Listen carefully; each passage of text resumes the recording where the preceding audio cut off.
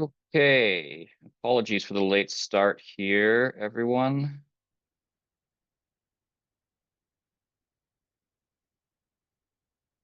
And can everyone hear me, see me? If you could raise your hand so I know I'm not speaking into the void. Thank you all.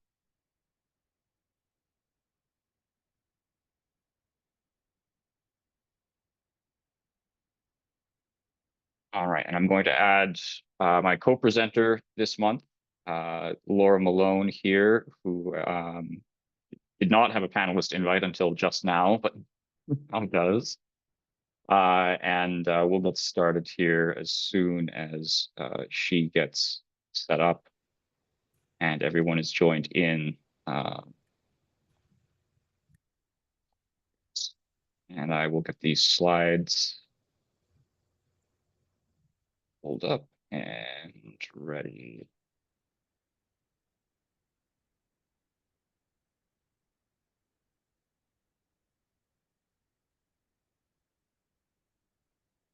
All right. So I think we are ready to go. Thank you all for tuning in today. My name is Ryan Raffin. I am a partner at Charitable Solutions. I'm joined today by my colleague, Laura Malone, who joined our team, I guess, what, 7 months ago, I think now, Laura? Yeah, September. So whatever that makes it. Yeah. And has just been a great and valuable addition to our team, bringing a wealth of experience and expertise with her community foundation and donor advised fund roles. And came in right at the busiest time of the year, which she may not have appreciated, but Brian and myself and the rest of the team certainly did. So she hopped in at the busiest time of year. So and was one of the presenters on last month's webinar, if anyone tuned in for that one. So because we're already running a little bit late here, we'll get started. This month, we're just doing forensic deconstructed post-mortem, say that 5 times fast, 2024 non-cash activity breakdown with a look ahead to 2025 trends. Anyone who's watched one of these webinars before knows that typically we start with just an overview of Charitable Solutions activities and services. I'll whip through those really quickly because we are running a little bit behind. First, starting in kind of the top right and going through sort of clockwise-ish, the Emergency Assistance Foundation, disaster relief funds. That is, in a lot of ways, similar to kind of our donor advised fund model, where we're helping with charitable goals and charitable giving for other organizations, but it's done through a disaster relief model. So typically we're talking about employer-sponsored disaster relief funds, often for things like wildfires and hurricanes, which we'll talk about a little bit during the presentation today, actually. So that's one thing that Charitable Solutions works on. Another is professional advisor CE and presentations, just like this one. Laura and I do some of this. Brian Clontz does a lot, and I think is doing that right now at AdNet, Florida.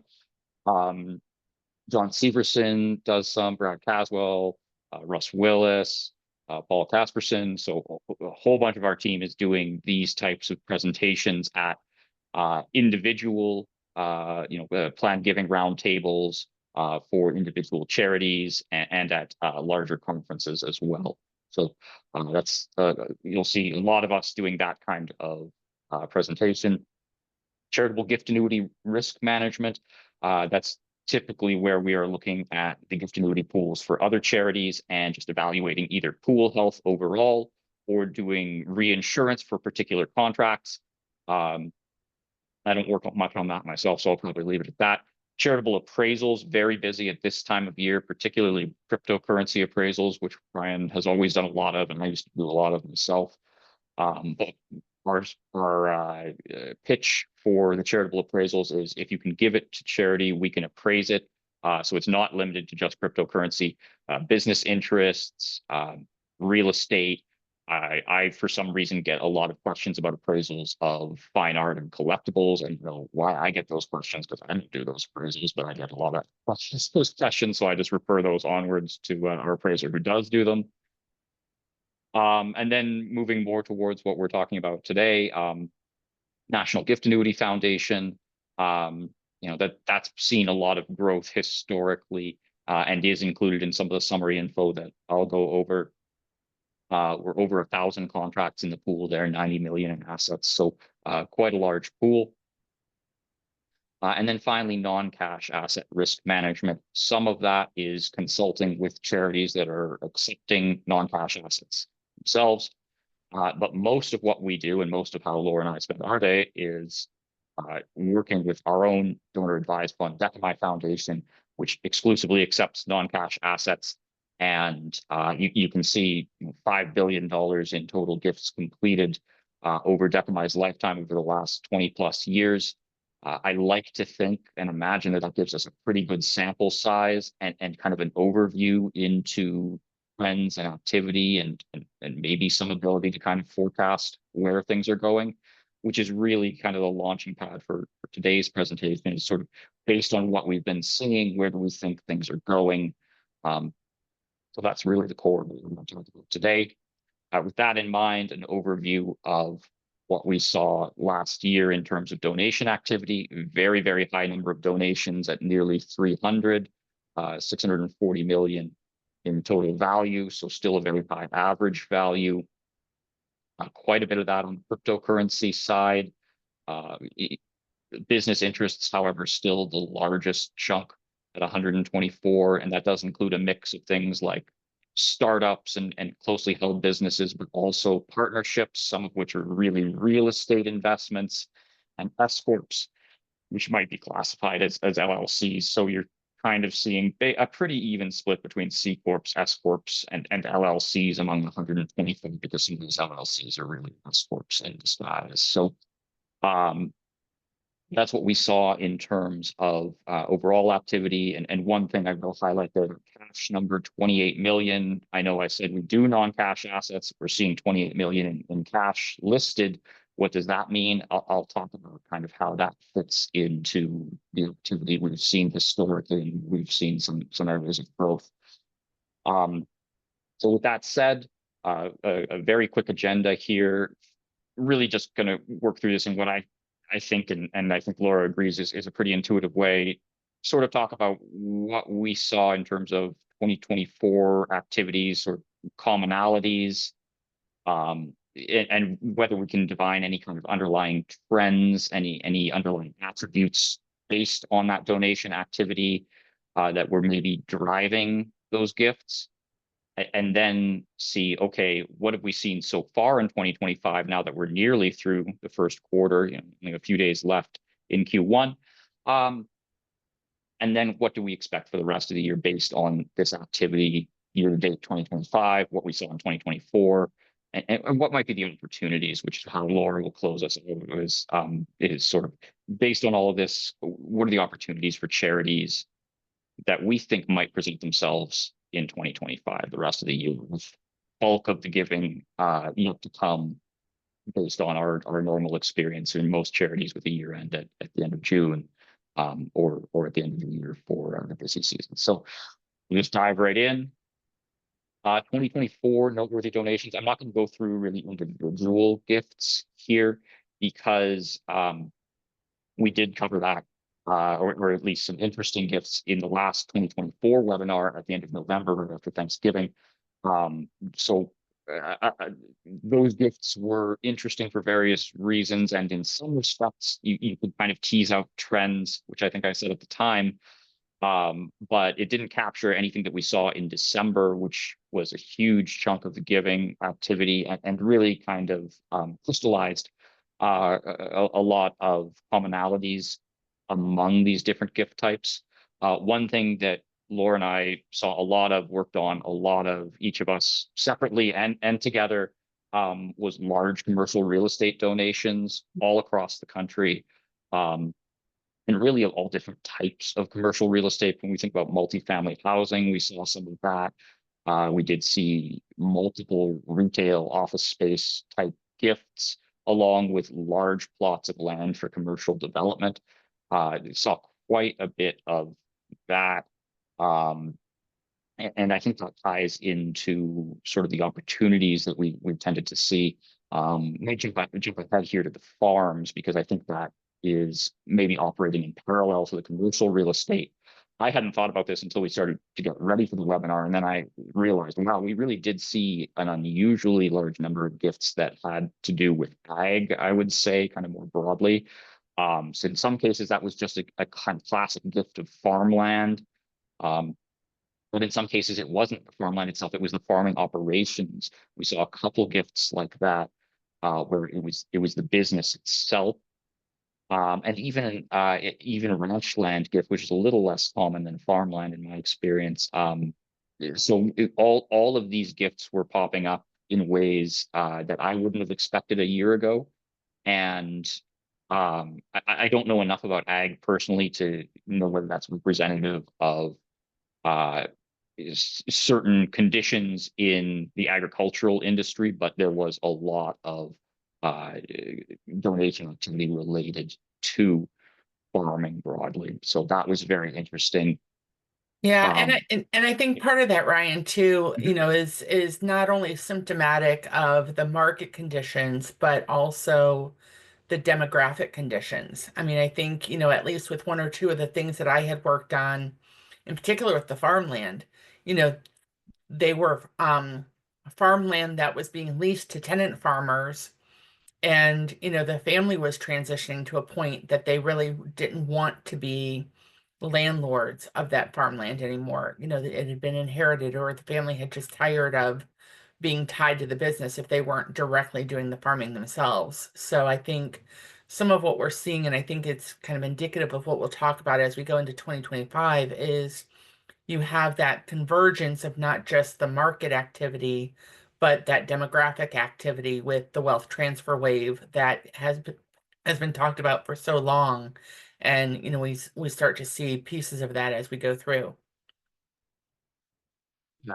And like you said, we'll talk more about that. And I think the same is really true of the business interests that we Hmm. were seeing. Those gifts, I typically, like I said, we saw a good mix of S corps, LLCs, and sort of C corps. The C corps can be a little bit bigger. Sometimes you do see more of your traditional startup with a ton of shareholders, but a lot of time these business interests are small businesses with, relatively speaking, small ownership group, particularly with S corps, where 1 to 4 owners is most common. The vast majority of S corps in the country have less than 4 owners. And oftentimes that means a single owner, uh, a spouse, maybe a co-owner, or maybe a father, son. You do see that. Um, so that really does play into that demographic shift as well. Um, and that's, I think, going to be a theme that we really hammer throughout this presentation, because it's been written about a lot, but I think we're really starting to see that come to fruition now. And then the final thing, lots of cryptocurrency donations. Those are maybe a little less than demographic trends. Um, but that was discussed in quite a bit of depth in our January webinar, so I won't go into that quite as much now. So based on those sort of categories of giving, can we kind of divine any trends there? What are the common attributes of these gifts? Um, One thing that I've noticed over the years is how often there's a private equity nexus with these gifts, and oftentimes they're presented to us as, some charitable partner comes to us and says, "Hey, I've got a gift of private equity," and that could mean 5 different things, which I've got listed out on the slide deck here.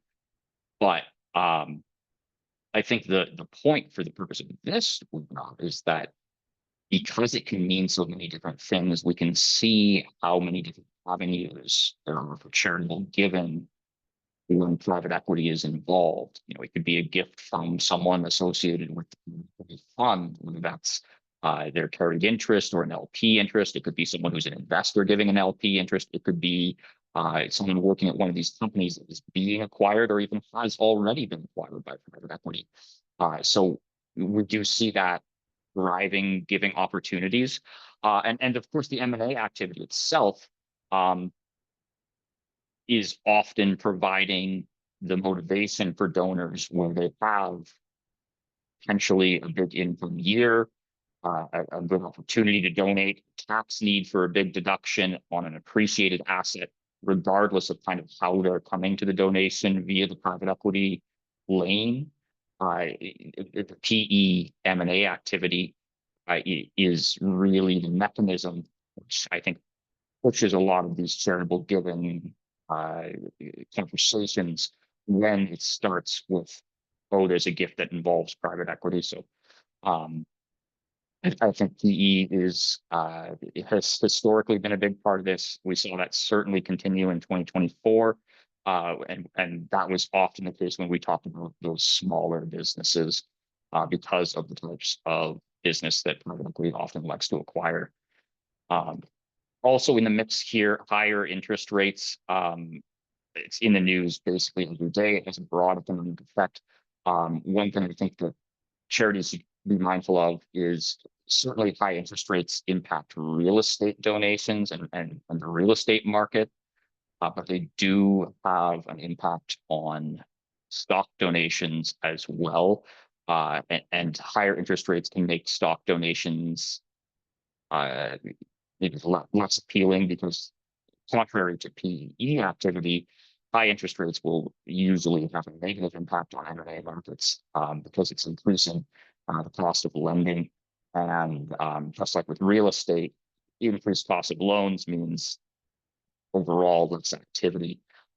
So that's the high interest rates that we saw. Yes, the rates went down last year, but only by about 1%. There were three cuts, if you recall. And so interest rates going down, but maybe not as much as I think everyone had hoped at this point. And then the final point here is exactly what Laura had already said. Older business owners and investors looking to simplify their balance sheet, simplify their lives. Maybe you do have those multi-generational conversations happening where the new generations are looking to pick up these investments, or the asset was inherited and the donor not aging, it was never really looking to pass this asset along. You see that a lot with family businesses. You do see it with real estate investors as well. Sort of your standard retail real estate investor. Very, very common for us to have a conversation with and say, we've done a bunch of 1031 exchanges. It's highly, highly appreciated. Now I'm kind of at the end of the road. How can I use this to fund my charitable giving? And that's very, very doable in a lot of cases. But it's a story that we hear and see very often, and it can be a challenge sometimes as well when we're talking about experienced investors who have their own ways of operating, and you have to kind of get them prepared for giving up control, which is probably its own. So um, flip to the next slide here. Overall growth trend. I thought this was helpful to compile, and actually we didn't even have this anywhere. I put this in for the webinar and thought, yeah, we probably should have had this somewhere in our files. This is for Decamized donor advised funds specifically, total assets at year end for each of the last several years. Audited numbers in every case except for 2024. We don't have that complete yet, of course. And you can see a very solid growth trend here. I would guess that this probably maps pretty closely to what other donor advised funds are seeing, particularly where you saw the big upswing in 2021. So most donor advised funds probably have a chart that looks something like this. One thing that I did want to mention ties back to my comment about how Decamai is seeing cash donations deployed. Why are we seeing cash donations at all if we specialize in non-cash assets?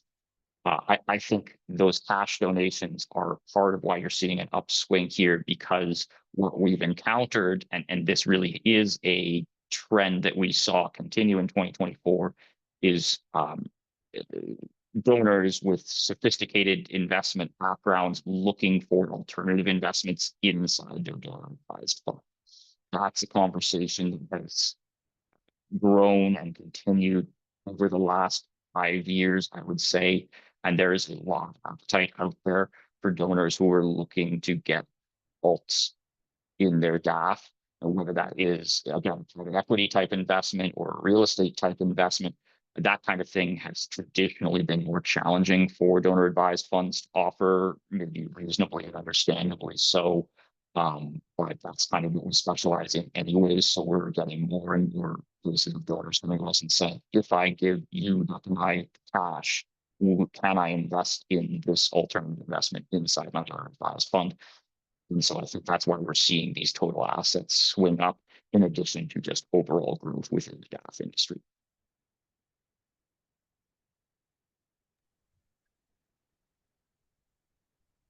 So far, with what we've seen with the 2025 activity, I think it's been a lot of the same in what we saw towards the end of the year. We've definitely seen a pickup in activity. We've definitely seen, the fact that we have over 60 donations to date when we finished off, as Ryan indicated earlier, with just shy of 300 towards the end of last year.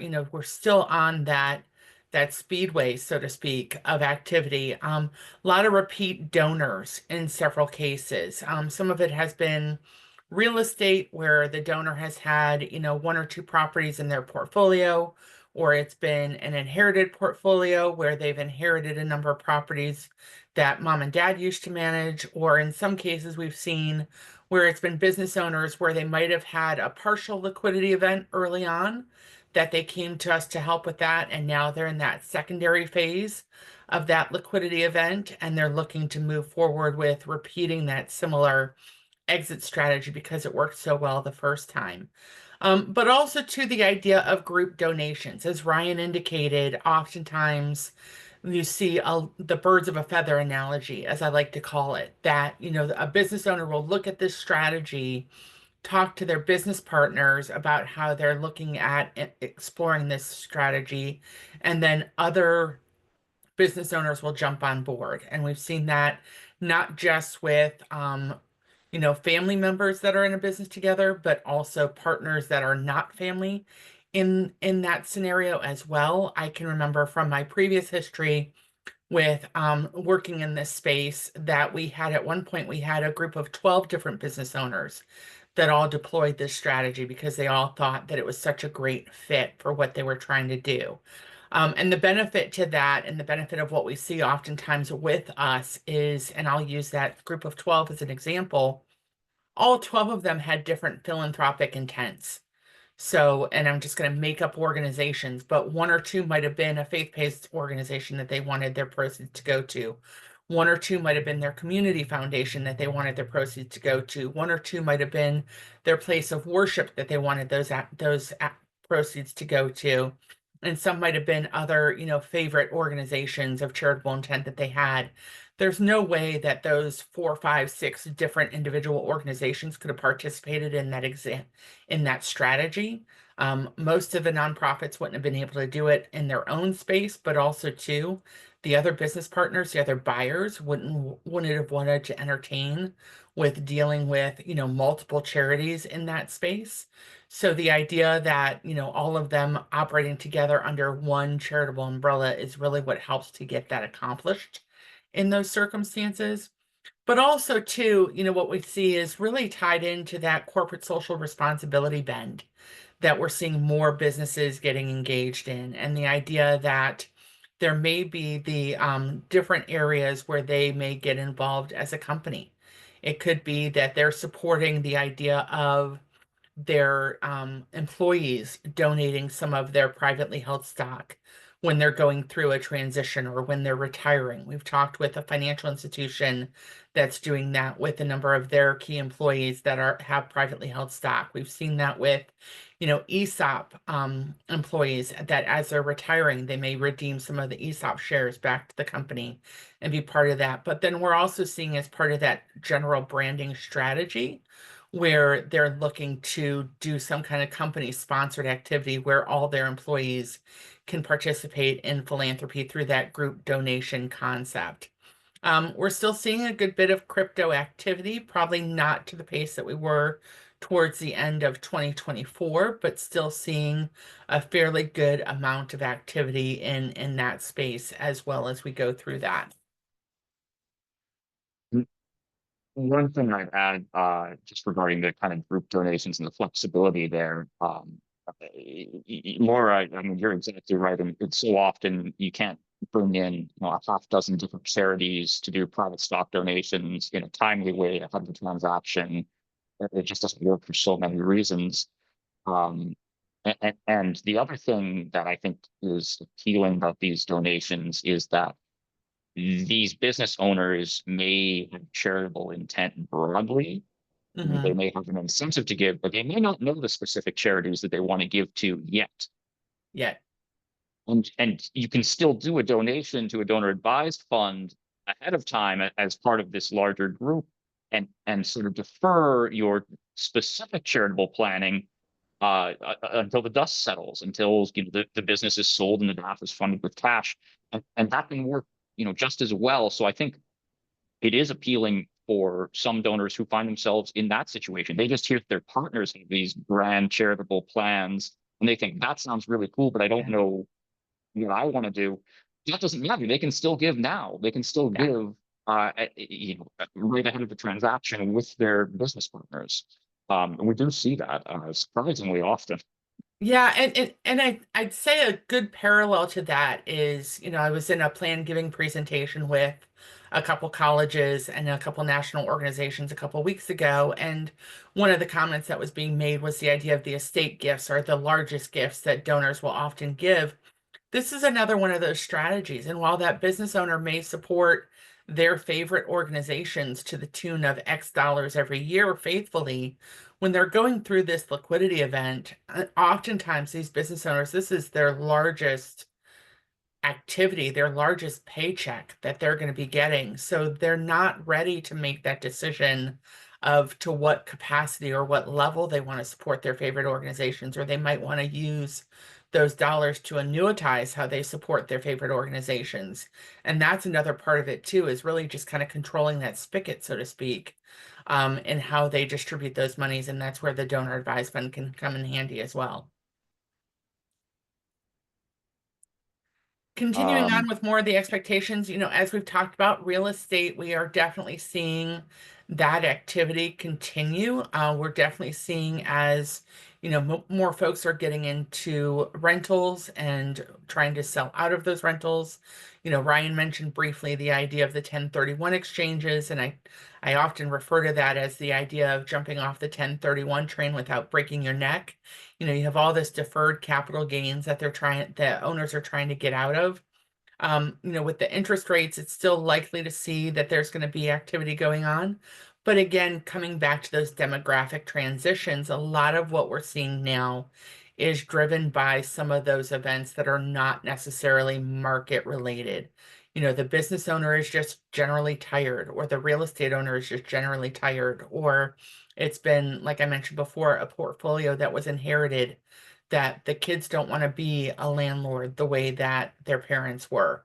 Or they have other ways that they want to look at diversifying how they're using their philanthropy and what assets they're using for that purpose. There's also still a lot of forecasting for strong merger and M&A activity going on with more business interests being donated. So we do think that there may be still a big push within that private equity and strategic buyer space. And definitely expect that that'll continue on as we get closer to the end of the year as well. It's estimated in some of the readings that I've seen that there's close to as much as $3 trillion of private equity dry powder, private equity capacity. of what would want to be bought into the market. And as some of these things are changing from a political perspective, some of these may incentivize people to do more to buy local companies and strategic companies where we're seeing a lot of increase in the value of what those companies are being bought for in those strategic buys versus the idea of just a general acquisition from a neutral third party. But those people trying to gobble up that space, gobble up that market share is really where I think we've seen a good bit of that activity evolving in a lot of those cases as well. And we've got a couple really good questions here. One going to questions about sort of how we manage our due diligence process for commercial real estate, which I think, given some points you just went over about commercial real estate, we should probably address now. So the question is kind of, how has that become more challenging given a sector remote work over the last 5 years? What kind of time frame do we have for due diligence based on different types of commercial real estate? Um, I would say generally it is more challenging now. Um, and, uh, and there's kind of two things that jump to mind immediately for me, Laura, maybe you, others. Mhm. First, it is exactly to the question's point.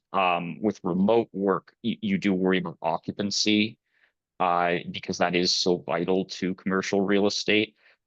We are paying closer attention to the leases than we were in the past.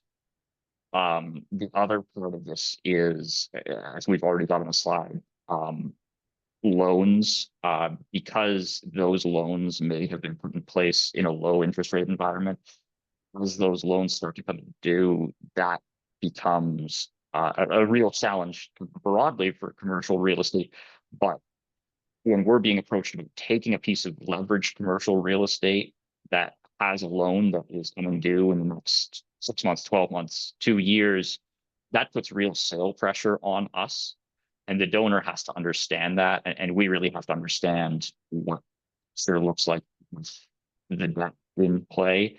Um, Leveraged real estate is much, much more complicated in general. But then adding that to the commercial real estate picture, that does make the due diligence more involved. It does make uh, timeline longer. We can usually look through our due diligence on something like that in in retail office space, maybe 7, 8 figure value. We can get through due diligence there usually in a week, maybe two, if we're getting all the documents we need. Yeah. Our due diligence is only a piece of getting the gift done. There's a lot of paperwork that has to be worked through to get those gifts done. Typically, those gifts do take months of lead time for very high-end properties because we're talking about property management, assignment of leases, insurance, which we'll talk about more, even things like transfer taxes. You have to figure out how that's going to be handled. Bank accounts, where's the cash held, what's happening with the cash. So those gifts can take months to figure out.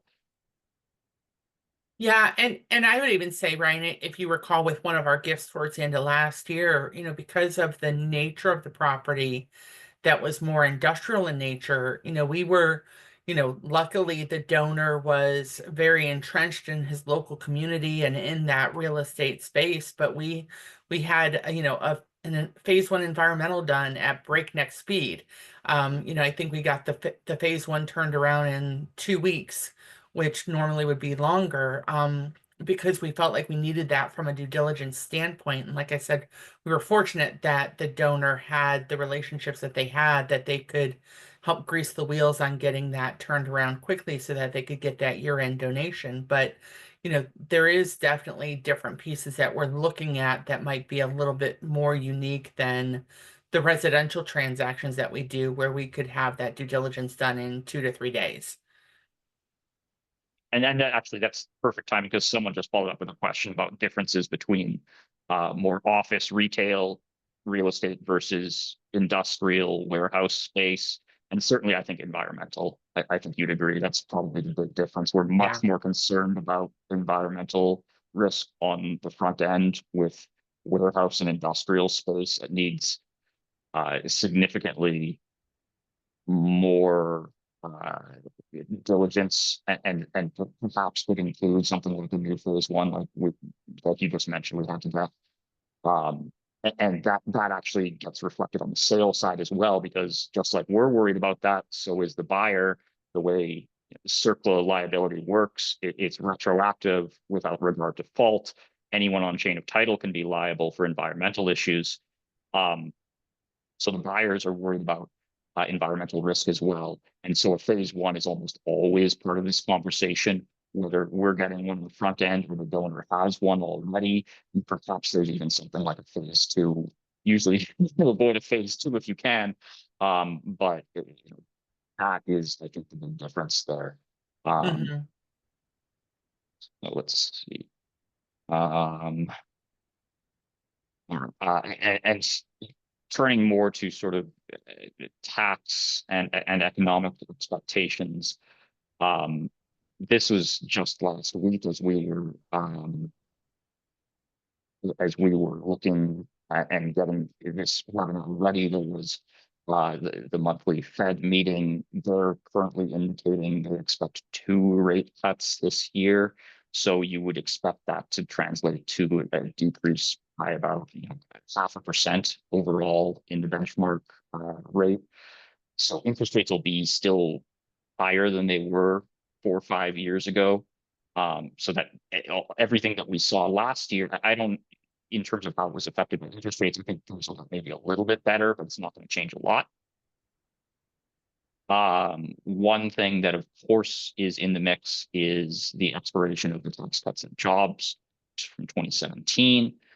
It seems to me very unlikely that that law would sunset entirely and revert to the law as it stood at the end of 2017 before it kicked in 2018 for the 8 years through now 2025, hard to believe. So I think that we're going to see some kind of extension of those cuts and that tax regime. The Charitable Act has been proposed again, which would increase charitable giving probably pretty significantly, I think. It would make a board limit deduction available to non-itemizers, which really does incentivize giving for non-itemizers.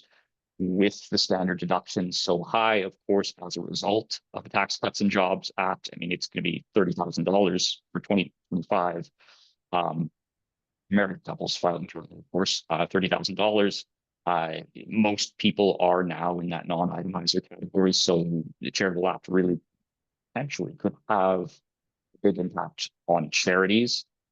Um, do expect still to see pretty heavy crypto activity in final few weeks of 2025. I think donors are still going to need tax deductions to offset their locked-in crypto gains.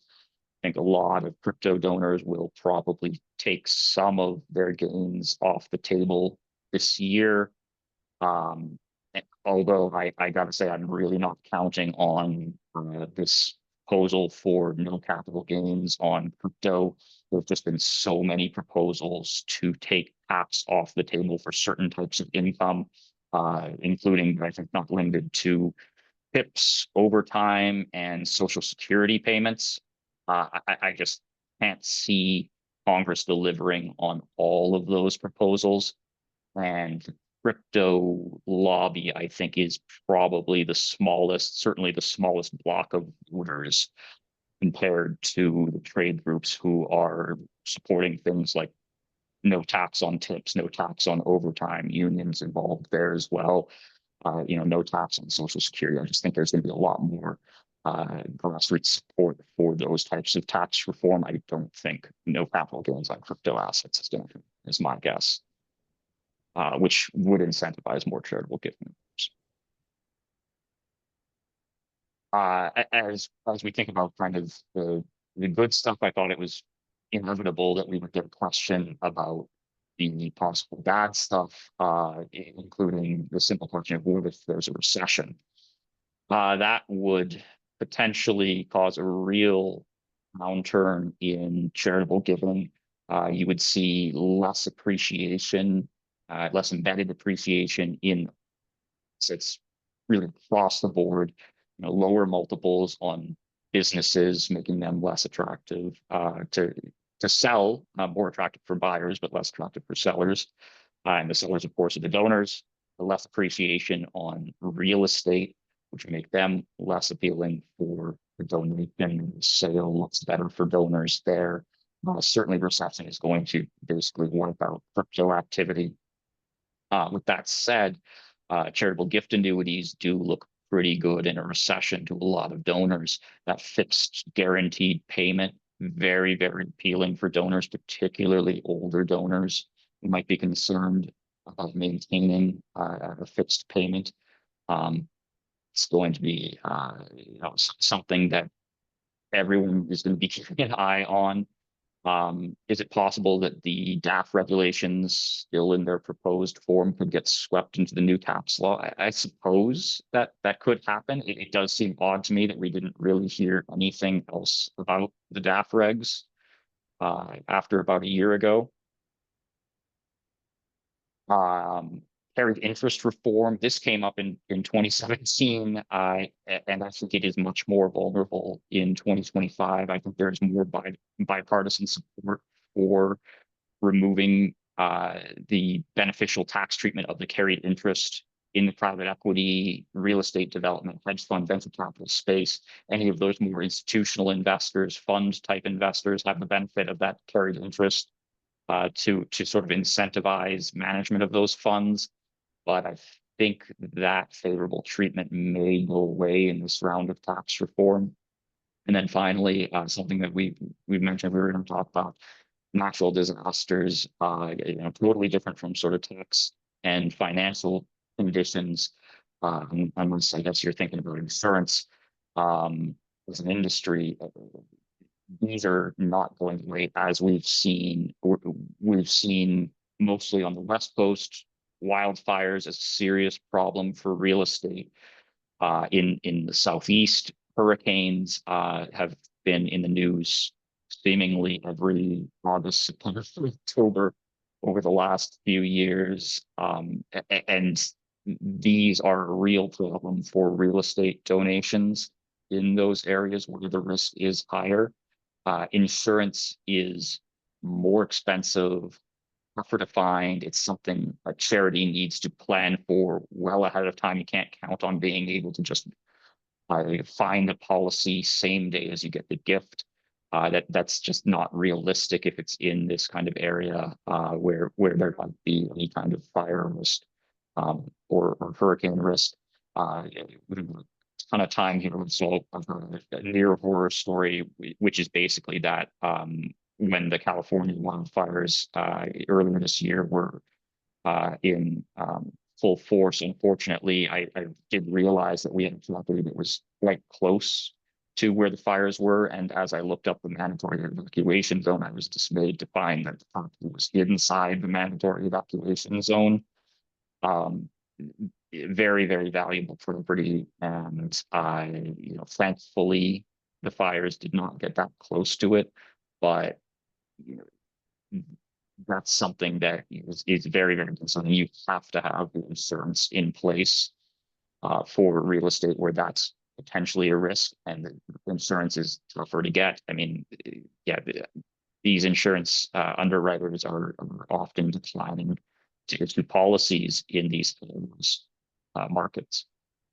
Yeah, and I would say most recently, I've just been working on one where it's a high-end residential property on the west coast of Florida, and they were self-insured because of the rates being what the rates are. So that was something going back to the due diligence that we had to evaluate, was they self-insured because they didn't want to pay the rates, or was it self-insured because they couldn't get coverage? So, as part of our due diligence, we did have to make sure that we would be able to try and get some kind of coverage if we wanted to have some kind of coverage on that.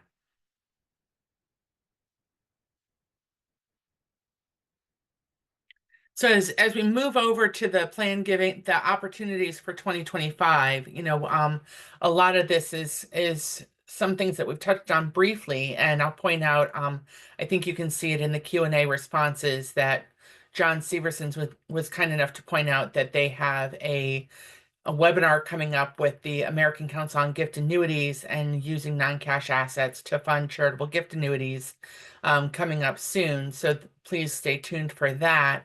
But, as I was talking about the plan giving presentation I did a couple weeks ago, it was discussed that this has been the best time for CGAs in about 15, 16 years. So, and the benefit of, trying to tap into this now is that you don't have to build your own pool of CGAs if you want to do that. You can rely on some of the resources that we have through the National Gift Annuity Foundation to help with that. I know I've been talking about that with my own community foundation that I used to work for. We did not have a strong gift annuity pool, but also too, the Charitable Remainder Trust also remains strong. I know Paul Casperson on our team has been doing a lot within those discussions. Sometimes that's a split. So we have seen where there's been non-cash assets that are being used not only to fund the CRT, but also to make a direct gift to the donor's donor advised fund or to their community foundation or to their other charity of choice. So they have kind of two different buckets that are being created, one for the CRT, one for their more immediate giving needs. Crypto, I think we still expect to see a lot of activity going on in that space. And then also too, with the idea of the AI tools, we'll probably have a webinar coming up soon about some of the AI tools that we like and we try to feature. But also too, I think it's becoming more apparent that donors are looking towards some of those AI tools to try and get their own education. So aside from your own professional development or your own learning, just being aware of what donors are seeking out through ChatGPT or some of those other more readily accessible AI tools to have some discussions. I know I had a conversation with a donor not too long ago about the 8283 forms and the appraisals, and a lot of what they were pulling was directly from ChatGPT and wasn't 100% accurate, but I think, that's where they're going for resources. So as you're learning yourself, also keep in mind that the donors are trying to learn on some of that stuff as well.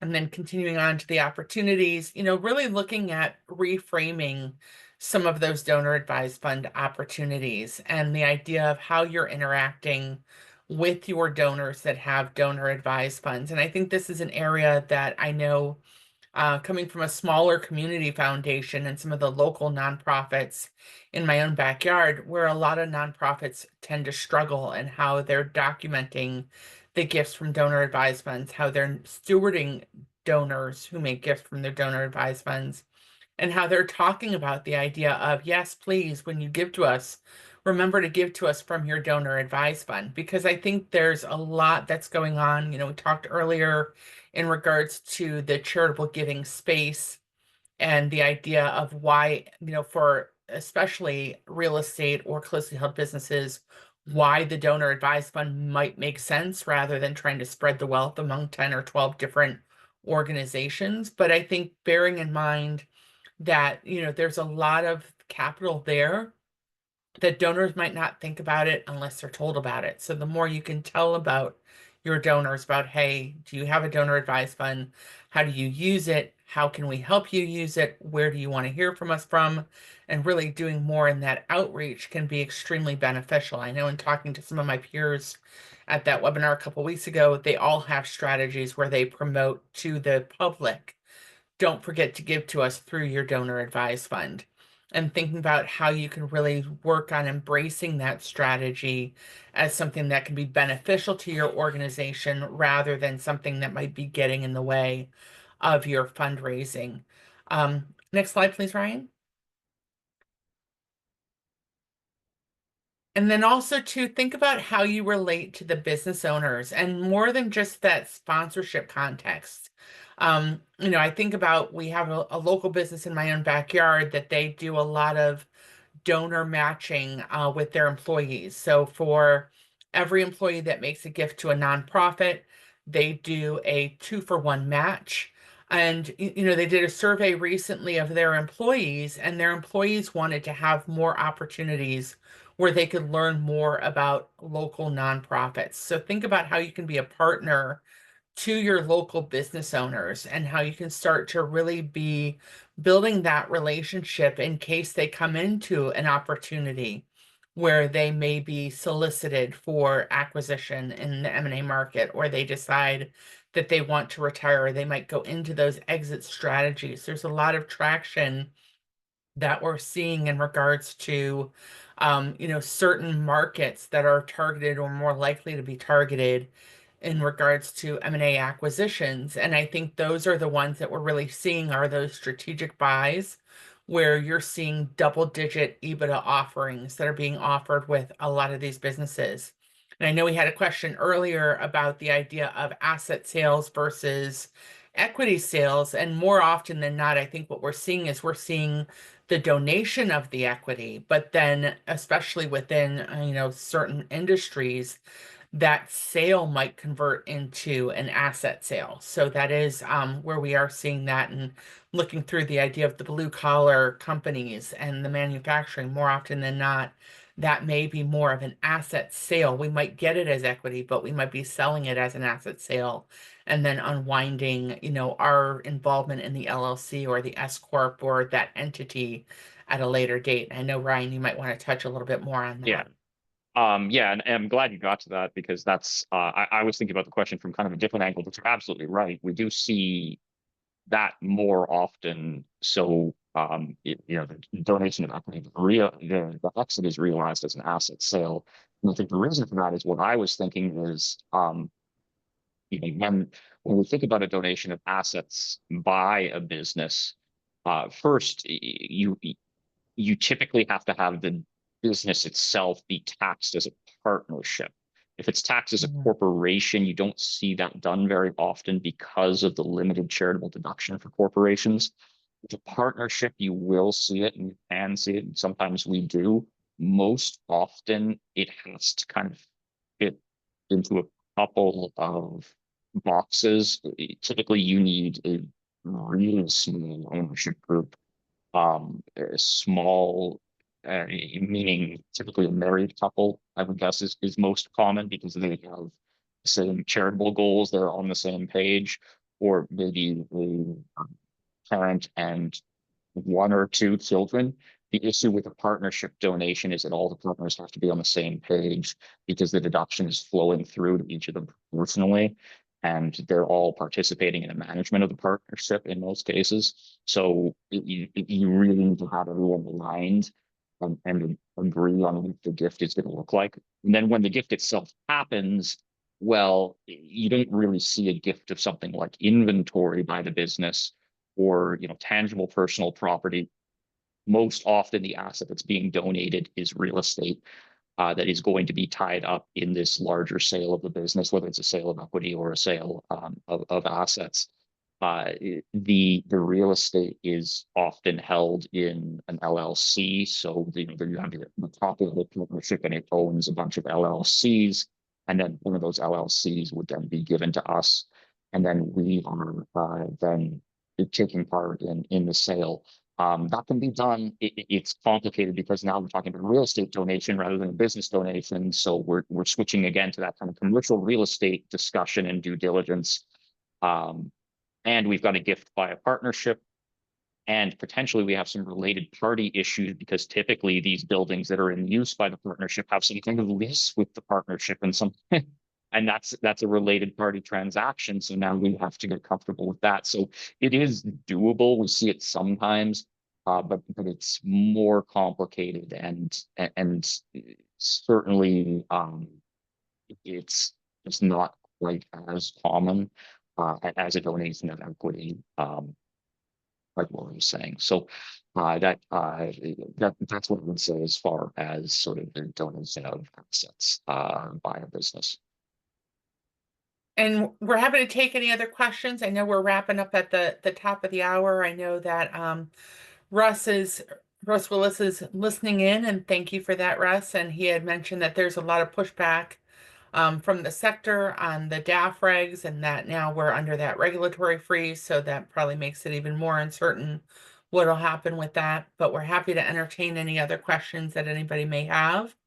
Um, and or email something to us after the fact, and we can make sure that we answer those for you separately. Yeah, and then we are at the top of the hour here, so we made our cutoff. I will just let everyone who's still on know, we will take uh, all the questions that came in today and on Thursday's session. We will email those out to all the attendees, so you'll see questions and answers for everything. And along with that will be a recording of the best of the two webinars, either today or Thursday.